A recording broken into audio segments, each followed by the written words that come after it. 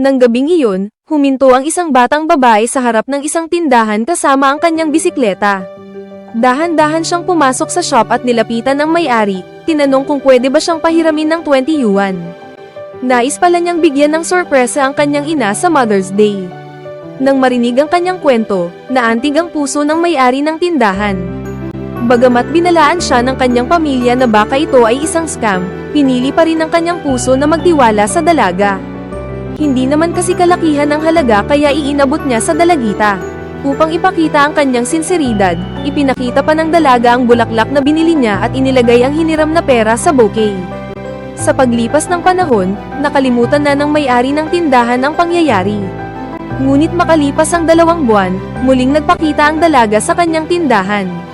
May dalang pouch na may lamang pera, ibinalik niya ang perang hiniram niya gaya ng ipinangako niya. Natuwa ang may-ari ng tindahan hindi lamang dahil naibalik ang kanyang pera, kundi dahil napatunayang tama ang kanyang kutob na may magandang puso ang dalaga.